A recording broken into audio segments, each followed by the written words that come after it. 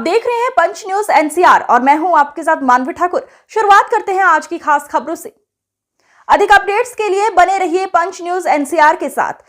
Channel को like, share, subscribe करें और बेल आइकन दबाना बिल्कुल न भूलें। समाजवादी पार्टी के नवनिर्वाचित विधायिका नसीम सोलंकी को धमकाने में शामिल धीरज चड्ढा को पुलिस ने गिरफ्तार कर जेल भेज दिया। फिर भी मामला शांत होता दिखाई नहीं दे रहा है। जहां समाजवादी पार्टी इस मुद्दे पर धरना प्रदर्शन कर मामले को गरमाने में लगी हुई है, पर भाजपा इस मुद्दे पर बचाव की मुद्रा में आ गई है और धीरज चड्ढा के साथ अपने संबंधों से पलड़ा झाड़ दिया है। इस प्रकार हरकतों की निंदा करते हुए भाजपा जिलाध्यक्ष दीपू पांडे ने कहा कि धीरज चड्ढा के भाजपा कार्यकर्ता होने की जानकारी नहीं है, उसका कृत्य निंदनीय है। दूसरी तरफ समाजवादी पार्टी के नगर महासचिव ने कहा कि विधायिका नसीम सोलंकी को अतिरिक्त सुरक्षा की आवश्यकता है। इस प्रकार की धमकी से समाजवादियों को डराया नहीं जा सकता है। इस गिरफ्तारी के लिए पुलिस प्रशासन का धन्यवाद, मगर समुचित धाराओं में मुकदमा दर्ज किया जाना इस बात को स्वीकार करता है कि शासन के दबाव में मुकदमा को कमजोर किया गया है। समुचित धाराओं में मुकदमा दर्ज कराकर पुख्ता सुरक्षा व्यवस्था कड़ी करना चाहिए। जो धमकी दे रहा था लगातार उनके साथ, देखिए वो अभी योगी जी आए थे, बोल के गए थे कि महिला सम्मान को लेके महिला विधायकों को इकट्ठा किया था। तो भाजपा की कथनी और करनी में बड़ा अंतर है, क्योंकि वो अभी तो लेटेस्ट ये इसने कहा, इससे पहले करीब 1 महीने पहले की बात है, तब भी इसने धमकी दी थी। तब भी हम लोगों को पुलिस से सूचना दी थी, कहा था कि इससे हमको जान का खतरा है, लेकिन तब कोई कार्रवाई नहीं। अगर उसी समय पुलिस कार्रवाई कर देती तो आज ये स्थिति ना आती। लेकिन क्योंकि फिर भी उन्होंने जो अभद्र भाषा का प्रयोग किया है विधायक के लिए, महिला विधायक के लिए किया है, और हमारे राष्ट्रीय अध्यक्ष पूर्व मुख्यमंत्री माननीय अखिलेश यादव जी के लिए किया है, इससे जनता में और कार्यकर्ताओं और नेताओं में बहुत रोष है। और उसके लिए हमारे समाजवादी पार्टी के यूथ के नेताओं ने रात में धरना भी दिया। पुलिस ने एफआईआर लिखी है, लेकिन पुलिस ने बहुत ही कमजोर धाराओं में एफआईआर लिखी है।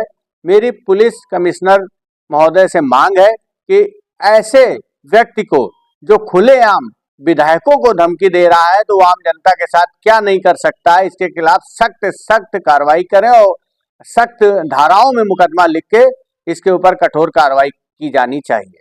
आपने भी जिक्र किया ना कि वो पहले करते हैं, क्या नसीम सोलंकी जब मंदिर गए कोई गुनाह कर दिया था कि उन्होंने वहां जाकर बार-बार किसी बात का देखिए, जब प्रत्याशी चुनाव में आता है, वहां पे तमाम समाज, हिंदू समाज के लोगों ने विधायक जी से कहा, प्रत्याशी थी, कि आप यहाँ पर दिया जला दीजिए। तो वो वहाँ पर दीपावली की शुभकामनाएं देने के लिए गई। तो वहाँ पे और तमाम लोग आ गए पुजारी के, आप जल चढ़ा दीजिए। अगर वहाँ पे जल नहीं चढ़ाएंगे तो लोग आप क्वेश्चन करेंगे। और उनके कहने पे, चूंकि हमारे तो भोलेनाथ हैं, भोले हैं, उनके वहाँ पे सबका, भाई मंदिर में किसी को कोई रोक नहीं, हमारे यहाँ तो सब लोग पूजा पाठ कर सकते हैं। ये एक बनाया गया है। भारतीय जनता पार्टी समाज में द्वेष फैलाने का काम कर रही है, और समाज में इनके नेता जय श्री राम बोल के किसी को भी अपमानित करते हैं, किसी को भी गाली बकते हैं और जय श्री राम बोल के बचने का काम करते हैं।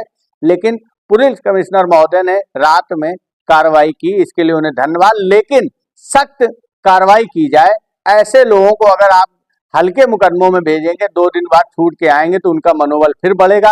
फिर किसी न किसी महिला के साथ वो इसी तरह के अभद्र भाषा का प्रयोग करेंगे और हाईलाइट होने का काम वो करना चाहे। अपने को नेम फेम के लिए लगातार वो प्रयास कर रहे हैं। इसलिए उनके खिलाफ ऐसी कार्रवाई हो कि कम से कम 4-6 महीने में छूटेंगे, तो सारा बुखार और सर्दी उनकी कम हो जाएगी। समाज में आज बड़ा संविधान से ऊपर उठ के इस तरह के लोग काम कर रहे हैं कि हम जय श्री राम का नारा लगा लें, हम अपने आप को हिंदू कह के किसी के साथ भी हम अभद्रता कर दें, किसी का अपमान कर दें, किसी के साथ भी कोई काम कर दें, हमारे लिए कानून कुछ नहीं है। ऐसी व्यवस्था लगातार समाज में पनप रही है।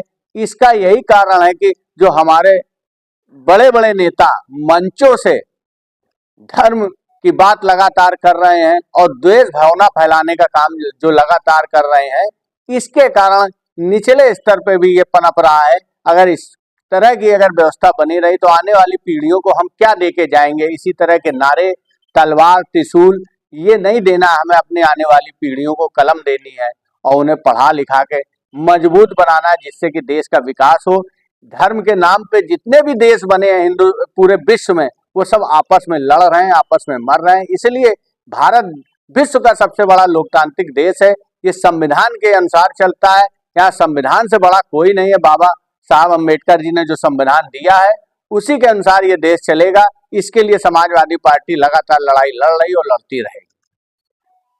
ये है कि इतनी लंबी वार्ता उनके साथ क्या जरूरी थी विधायक जी की, और हो सकता था कि पहली बार बात करने के बाद जब इंटेंशन समझ गई थी तो फोन कट कर देना चाहिए था। लगातार वो फोन कर रहा था। विधायिका जी ने कई बार फोन काटा। जब मुख्यमंत्री जी के कार्यक्रम में थी उस दिन वो लगातार फोन आ रहा था, वो फोन काट रही थी। फिर इसके बाद जब उसने नाम लिया फिर इन्होंने फोन काट दिया। फिर उसने बदल के नंबरों से फोन किया तो उनको लगा कि पता नहीं क्या बात करना चाहता है, और उसको किसी तरह अगर हम संतुष्ट कर दें, उसको समझा ले जाए तो भविष्य में इस तरह का काम ना। नेता जो होता है, विधायक होता है, उसको लगता है कि मेरा खाम खा को एक विरोधी क्यों रहा है, तो वो इस वजह से अपनी बात को रख रही थी कि शायद वो हमारी बात से संतुष्ट हो जाए और आगे से इस तरह का काम ना करे, इसलिए इतनी बात हो गई। देखिए, राजनीति में लोग ये जो धमकियां दे रहे हैं इसका कोई महत्व तो नहीं है। पुलिस प्रशासन का काम है विधायक की सुरक्षा बढ़ाई जाए।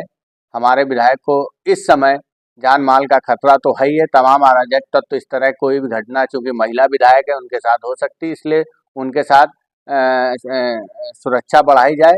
और ये पुलिस प्रशासन से हमारा निवेदन है कि हाँ, घटना हो सकती है लेकिन वो डरने वाली नहीं है।